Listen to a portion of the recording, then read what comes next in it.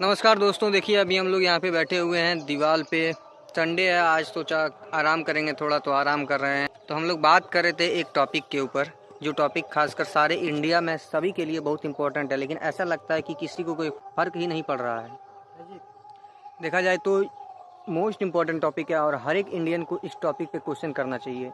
जैसे अभी आप देख सकते हैं, अभी अभी सारे जगह पे पेट्रोल का जो प्राइस है वो लगभग 110 रुपये 112 रुपये के आसपास में है। 110 रुपये से कम कहीं भी नहीं है। और ये पेट्रोल का प्राइस बढ़ा था इसलिए क्योंकि स्टेट ऑफ हॉर्मुज़ जो था वहाँ से क्रूड ऑयल पास नहीं हो पा रहा था। हमारे पास जो है इंडिया में क्रूड ऑयल का स्टॉक कम हो गया था, जिसका बहाना देकर के सरकार ने प्राइस में इंक्रीज़ किया कि हमारे पास क्रूड ऑयल की स्टोरेज ज़्यादा नहीं है।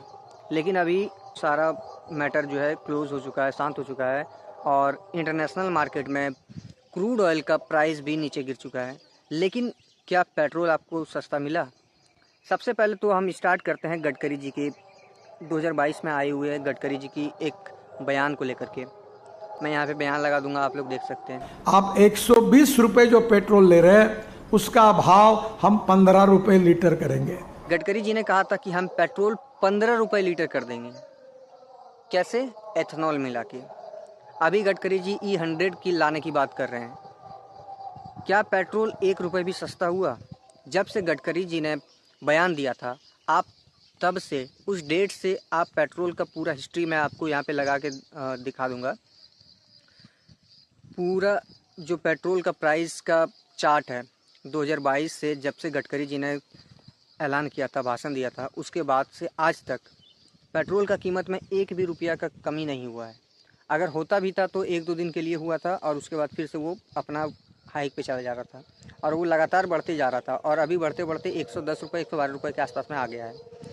और तब पूरा पेट्रोल मिलता था, मतलब उसमें 1% का इथेनॉल नहीं मिक्स था जब गडकरी जी ने ये ऐलान किया था। उसके बाद से सबसे पहले पेट्रोल में 20% एथेनॉल मिलाया गया, वहाँ भी पेट्रोल का प्राइस कम नहीं हुआ। 20% जो एथेनॉल मिला, कि एथेनॉल बनाने में वो कितना पानी लगता है वो एक अलग टॉपिक है, लेकिन मैं आज सिर्फ ये पूछना चाह रहा हूँ। चलिए आप ठीक है, आपने 20% एथेनॉल मिला दिया, आपने 100% एथेनॉल मिला दिया, लेकिन प्राइस का क्या हुआ? पेट्रोल का प्राइस आपने बोला था कि एथेनॉल मिलाएंगे तो वो हमारे इंडिया में ही सारा वो उसका मटेरियल रहता है जिससे एथेनॉल बनता है, धान मक्का जिससे बनता है। तो उससे क्या होगा कि इनकम होगा, इंपोर्ट में ज़्यादा कम पैसा खर्चा होगा तो पेट्रोल सस्ता होगा। तो पेट्रोल सस्ता हुआ? नहीं हुआ। 20% ऐड हुआ, पेट्रोल सस्ता हुआ? नहीं हुआ। उसके बाद 85% ऐड हुआ, पेट्रोल सस्ता हुआ? नहीं हुआ। अभी आप E100 लाने की बात कर रहे हैं, मतलब पूरा एथेनॉल से। तो पूरा एथेनॉल अगर आप ही लाने की बात कर रहे हैं तो प्राइस क्यों नहीं कम हो रहा है? ठीक है, आप लाइए, गाड़ी की बैंड बजने दीजिए, गाड़ी का इंजन जो हो रहा है उसको होने दीजिए, उससे मतलब नहीं है। आप सिर्फ ये बताइए कि पेट्रोल सस्ता हुआ? आपने पेट्रोल सस्ता करने का वादा किया था एथेनॉल मिला के, सस्ता हुआ कि नहीं? और ये क्वेश्चन हर एक इंडियन को उठाना चाहिए। क्यों? क्योंकि सब कोई पेट्रोल से सब कुछ रिलेटेड है।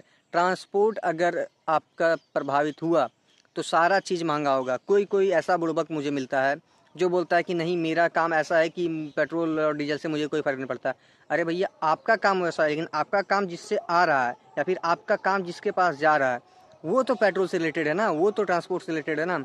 और अगर ईंधन सस्ता नहीं हुआ तो महंगाई ऐसे ही बढ़ती जाएगी।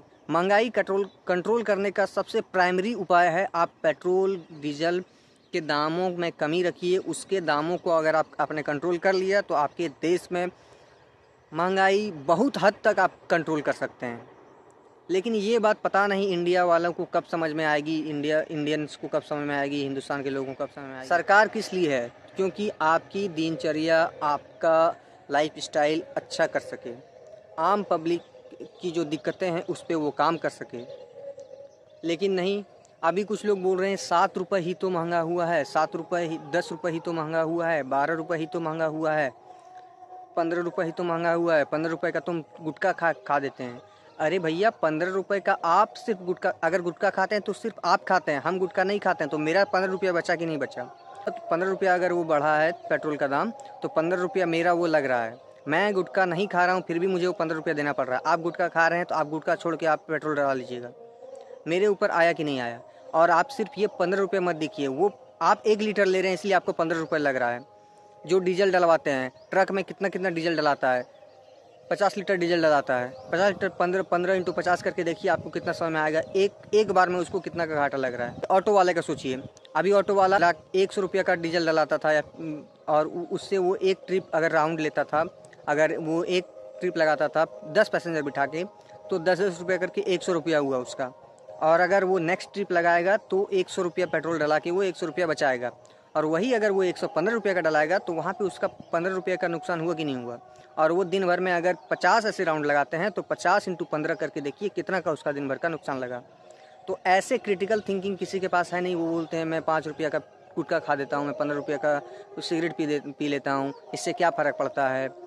फ़र्क पड़ता है, आपको फ़र्क देखना आना चाहिए। अगर आपको समझ में आएगा कि हाँ इतना फ़र्क पड़ रहा है तो आप आवाज़ उठाइएगा। और ये आवाज़ बहुत ज़रूरी है उठाना, सभी लोग उठाइए।